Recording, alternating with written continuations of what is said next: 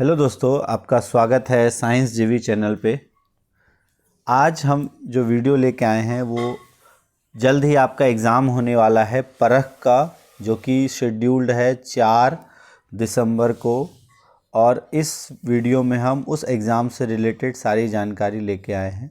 ये exam ministry of education की तरफ से परख राष्ट्रीय सर्वेक्षण के द्वारा लाया जाता है। और इसमें परख का अगर फुल फॉर्म देखें तो वो होता है performance assessment review and analysis of knowledge for holistic development. अब इसमें क्या क्या चीज़ें हैं उसके बारे में देखते हैं हम। तो जो परख राष्ट्रीय अभियान है ये किस लिए होता है, तो इसका मेन काम है असेसमेंट करना 3 लेवल पे।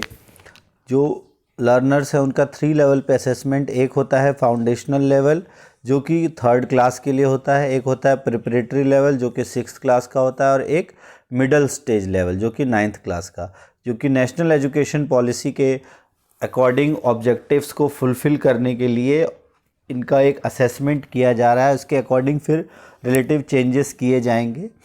तो अगर हम देखें तो 4 दिसंबर 2024 को ये शेड्यूल्ड है। इसमें लगभग 75,565 स्कूल्स और 22 लाख से ऊपर स्टूडेंट्स, टोटल ग्रेड 3, ग्रेड 6 और क्लास 9th के स्टूडेंट्स सेलेक्ट होंगे। और इनमें जो इनके सब्जेक्ट्स हैं like language, maths, science, social science और द वर्ल्ड अराउंड अस, इन सब से असेस किया जाएगा। इनका जो एम है वो है कि एक कॉम्प्रिहेंसिव इंसाइट बताना कि एजुकेशनल जर्नी ऑफ लर्नर और कैसा फाउंडेशन है, और जो कि नेशनल अचीवमेंट सर्वे NAS के द्वारा रखा गया है। फिर परख की अगर हम बात करें तो परख राष्ट्रीय सर्वेक्षण 2024, इसमें स्कूल्स को as a comprehensive entity assess किया जाएगा, उनके overall health of education system पे फोकस किया जाएगा। और इनमें हर एक state government school, government aided, central government, private recognized institution सभी को इंक्लूड किया गया है। ये जो पेपर है एक इनोवेटिव OMR बेस्ड एग्ज़ाम है, ठीक है। और इसमें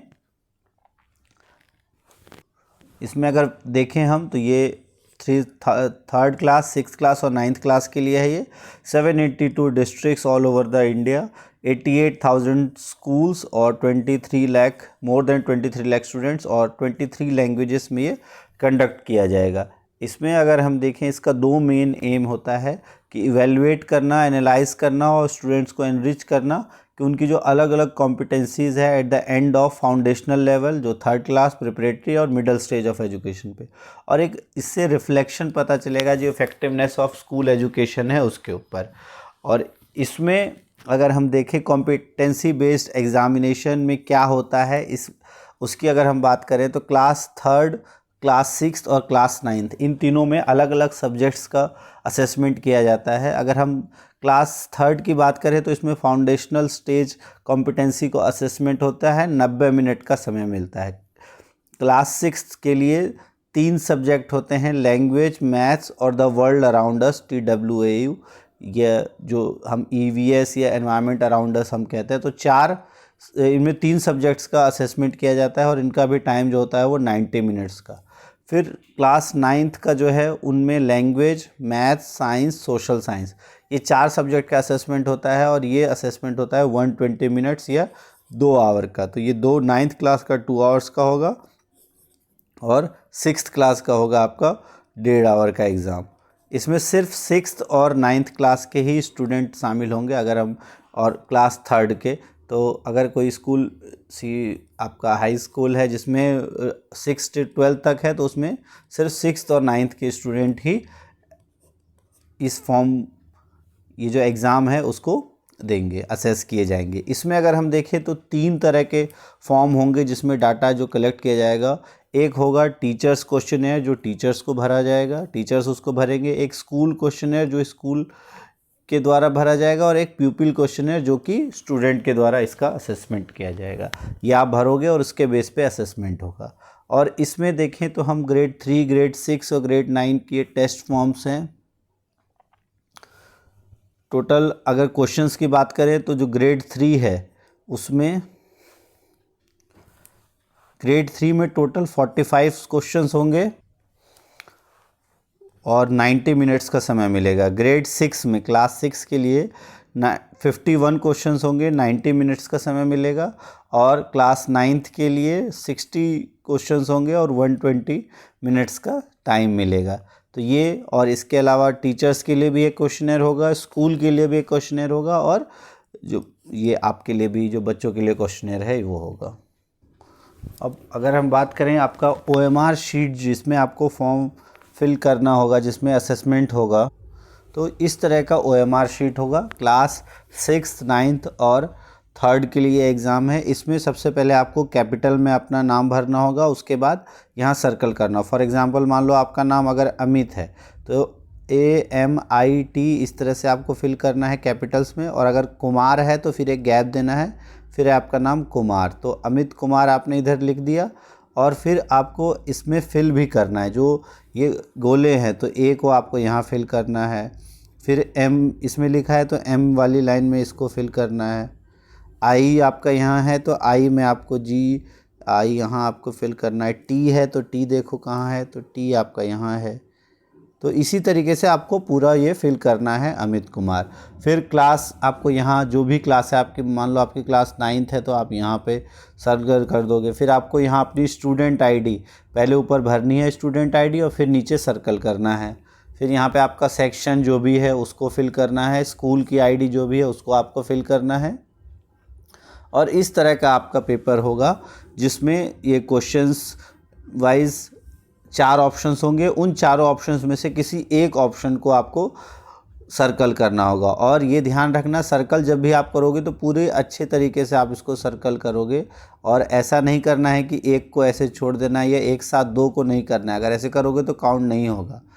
आपको सिर्फ एक सर्कल, अगर जैसे मान लो इस ए का आपको ऑप्शन बी लगता है तो सिर्फ बी को आपने सर्कल करके छोड़ देना है, ठीक है। आधा अधूरा, जैसे अगर मान लो आप इतना सर्कल करके छोड़ दोगे तो वो भी काउंट नहीं होगा। तो ये भी गलत मेथड है, ये भी आपका गलत मेथड है। सही मेथड है कि ये वाला, जिसमें आप पूरा एक सर्कल करके बाकी को नहीं छेड़ोगे, जो आपका सही आंसर है उसको आपको मार्क करना है। तो टोटल 9th क्लास की अगर हम बात करें तो 60 क्वेश्चंस होंगे। और जो आपको फॉर्मेट है, एक तो इस तरह का मिल सकता है, दूसरा फॉर्मेट भी देख लेते जो आपको मिल सकता है। उसके बाद इसके पीछे में ये आपको फिल करना होगा, जिसमें directorate of education mid term और प्री बोर्ड एग्ज़ाम के से रिगार्डिंग इस तरह से लिखा रहेगा, जिसमें आपको इसमें ये सारी डिटेल्स लिखनी है, जिसमें नेम ऑफ स्कूल और आईडी, क्लास, सेक्शन, जो आपका असेसमेंट हो रहा है वो, और डेट और डे ऑफ एग्ज़ामिनेशन। इस तरीके से भी आपको ये फिल करना है, जहाँ sign of invigilator, student sign, यहाँ sign of invigilator, total marks और कितने मार्क्स ऑब्टेन्ड है। या तो आपको इस तरह का मिलेगा, या जो अभी हम इस तरह का आपको OMR मिल सकता है। और इस OMR को आपको सही से भरना है, देख लो कैसे भरना होता है। और इस OMR में जो आप मार्क करोगे उसके बेस पे आपको सही या गलत, जैसे इसमें कहा गया, देखो राइट मेथड ये है, ये रॉन्ग मेथड है, ये सारे रॉन्ग मेथड है। ना ही आपको इस तरह से करना है, ना ही ऐसे करना है, ये सब गलत मेथड है। अब देखते हैं कुछ इंस्ट्रक्शंस जो आपको इस एग्ज़ाम के लिए इम्पॉर्टेंट है। अब कुछ इंस्ट्रक्शंस जो हैं वो है कि जो भी परीक्षा होगी वो क्लास 3rd 6th के लिए 3 विषय हैं, और क्लास 9th के लिए 4 विषय हैं। तीसरे और क्लास 6th के लिए 45 क्वेश्चंस हैं, जिसमें भाषा के होंगे 15 क्वेश्चंस, गणित के 15 क्वेश्चंस और पर्यावरण अध्ययन के 15 क्वेश्चंस होंगे। 9th क्लास के लिए भाषा या तो हिंदी या अंग्रेज़ी में से कोई एक, इसके 15, गणित के 15 क्वेश्चंस, विज्ञान के 15 क्वेश्चन और सामाजिक विज्ञान के भी 15 क्वेश्चन होंगे, और सभी प्रश्न अनिवार्य होंगे, आपको करना ही होगा। 9th क्लास के लिए आपको एक घंटा 2 घंटे का समय दिया जाएगा, 120 मिनट का। और रफ़ कार्य, जो भी मैथ्स में आप रफ़ कार्य करोगे वहाँ पर रिक्त स्थान दिया रहेगा, वहीं करना है।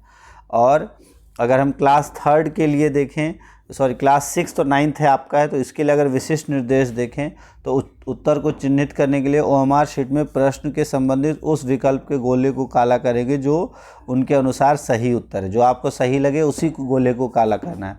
और ये ध्यान रखना, OMR शीट में अगर आपने उत्तर चिन्हित कर दिया, उसको काट छाट या बदलाव करने पर उसको गलत माना जाएगा।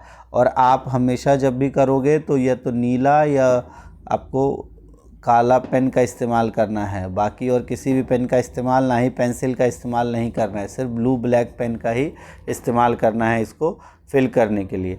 अब हम देख लेते हैं कुछ एक सैम्पल, जिस तरह के क्वेश्चंस आएंगे उसको एक बार देख लेते हैं। अच्छा, ये जो एक और अगर आप ध्यान से देखें, टाइमिंग की बात अगर की जाए तो आपको सुबह 7 बजे स्कूल में पहुंच जाना है, चाहे आपका मॉर्निंग शिफ्ट है चाहे इवनिंग शिफ्ट है, सभी को सुबह 7 बजे तक पहुंच जाना है। और इसमें क्या होगा, लगभग देखा जाए तो क्या किस तरह का पैटर्न है, 9th और 6th दोनों से किसी भी एक सेक्शन से 30 बच्चों को सेलेक्ट किया जाएगा और उनका टेस्ट होगा। बाकी सभी बच्चों को, अगर आप इवनिंग शिफ्ट के हैं तो उनको वापस घर भेज दिया जाएगा। तो सिर्फ 9th और 6th के जो 30 स्टूडेंट है किसी भी सेक्शन का रैंडमली चुना जाएगा उनके द्वारा, किसी भी सेक्शन के 30 स्टूडेंट्स को चुना जा सकता है और उसको चुनने के बाद उनका असेसमेंट होगा और बाकी बच्चों को फिर घर चले जाना है उस दिन। अब ये जो पेपर देख लेते हैं किस प्रकार जो है पेपर दिया है। ये क्लास 9th के लिए है एक सैम्पल पेपर, जिसमें टोटल 25 क्वेश्चंस हैं। इसी के तरह से आपके क्वेश्चंस आएंगे। जैसे आपका देखें, अगर हिंदी है, हिंदी मीडियम है तो आपका सब्जेक्ट हिंदी का टेस्ट होगा, इंग्लिश मीडियम होगा तो इंग्लिश का। तो इस तरह से एक पैराग्राफ दिया रहेगा और इस पैराग्राफ से रिलेटेड क्वेश्चंस होंगे जिसके आंसर्स आपको उस पैराग्राफ में ही मिल जाएंगे। अगर आप सही से पढ़ोगे तो उस पैराग्राफ में ही आपको आंसर्स मिल जाएंगे। जैसे अब इसको करने का सबसे अच्छा तरीका और किस तरह से करना, ये आपके टीचर्स ने आपको बताया ही होगा कि पहले आप एक बार पैराग्राफ पढ़ लो, उसके बाद क्वेश्चंस देख लो, आसानी से आप आंसर निकाल सकते हो। जैसे अगर आप पहले क्वेश्चन को हम देखें तो वातावरण में पुताई किया हुआ आंगन और रंगोली पहचान है, तो ये किसकी पहचान है। तो एक बार अगर आप देखो, अब ये वर्ड आपने देख लिया, तो अब ये देखो वातावरण में पुताई किया आंगन और रंगोली, ये गाँव की सुबह की पहचान है। तो ये किसकी पहचान है, गाँव की सुबह की, तो भारत के गाँव की। फिर है भारतीय रंगों और रेखाओं के माध्यम से अपनी किसको व्यक्त करते हैं। तो यहाँ भी देखो रंगों और के माध्यम से किसको व्यक्त करते हैं,